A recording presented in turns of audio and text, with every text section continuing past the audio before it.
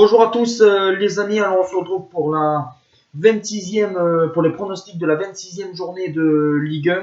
La Ligue des Champions c'est totalement loupé. Voilà, je pensais que Barcelone pouvait gagner contre le Paris Saint-Germain, que Leipzig contre Liverpool, ça allait faire match nul. Finalement, Liverpool s'est imposé. Je pensais que Séville pouvait gagner contre Dortmund. Finalement, c'est Dortmund qui s'est imposé. Et après, je pensais que la Juve allait s'imposer contre Porto. Et finalement, c'est Porto. Alors, c'était une catastrophe. Voilà, même pour les buteurs, je vous en parle pas. Ça a été un retour en Ligue des Champions catastrophique au niveau pronostic.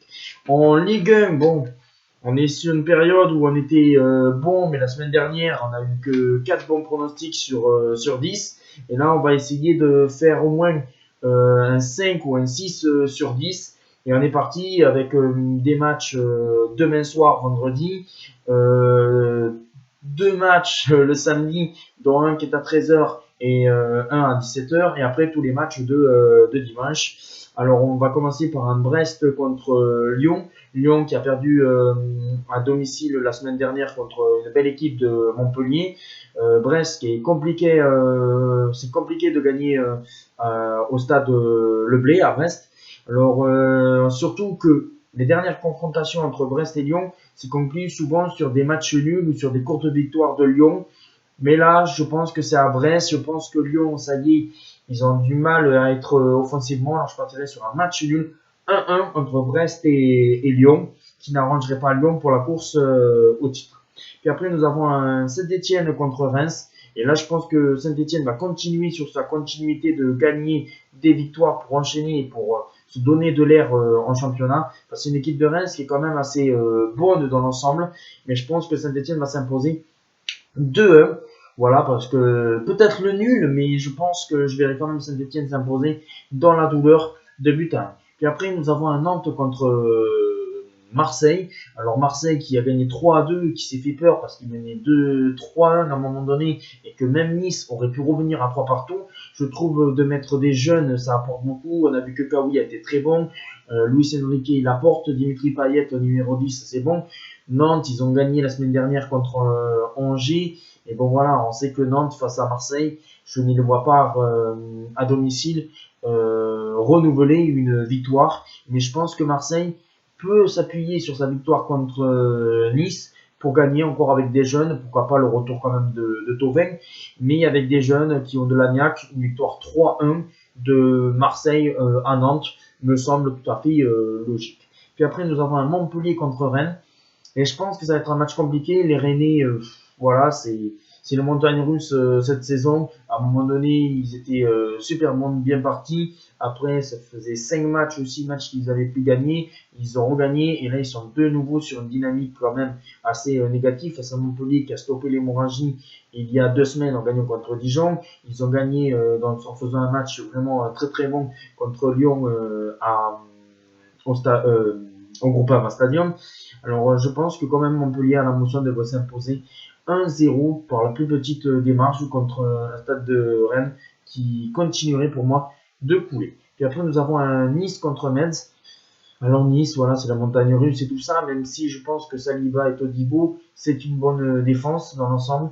Et je pense que Nice contre Metz devrait s'imposer 2-1 contre Metz et Nice remonter un petit peu au classement. Puis après, nous avons un Lens contre Dijon. Et là, même si je pense que Lens a un peu plus de mal en ce moment, voilà, on sait que l'accumulation, ils ont fait un bon début de saison.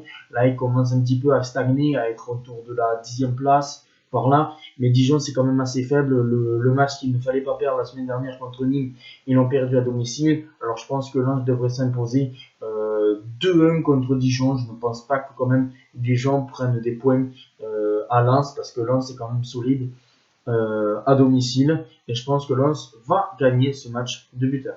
Puis après, Strasbourg-Angers. Et là, je partirai avec énormément de buts.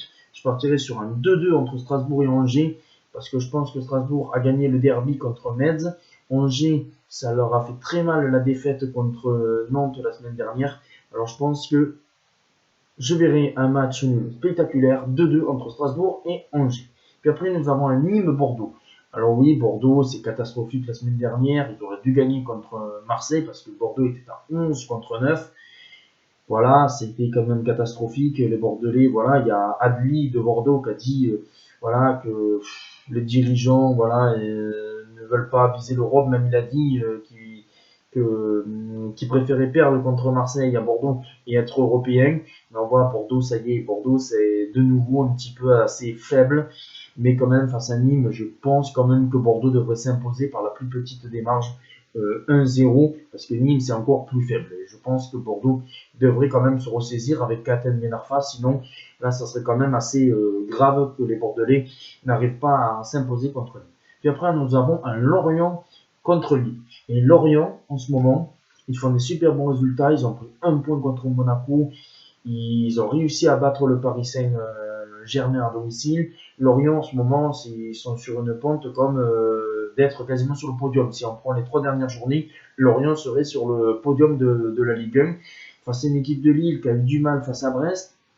Ce soir, ils jouent leur match d'Europa League. Ça va être compliqué. Ils vont perdre du jus en jouant contre une belle équipe de l'Ajax. Alors, je pense que Lille va quand même ramener un point parce que face à Lorient, mais je ne pense pas que Lille quand même va s'imposer à Lorient. Par contre, si Lille s'impose, ça serait vraiment une grosse performance vu le niveau de Lorient en ce moment, même si Lille est le leader, mais je pense que Lille, avec l'Europa League contre le match contre l'Ajax, va un peu les pénaliser un petit peu pour la course au titre. Et puis après, nous avons un PSG contre Monaco, l'affiche du dimanche soir, et là je partirai avec énormément de buts, un duel Mbappé-Ben Yedder. Je pense qu'au moins Ben Yedder marquera un but, peut-être que Voland marquera un but, que Mbappé marquera un but.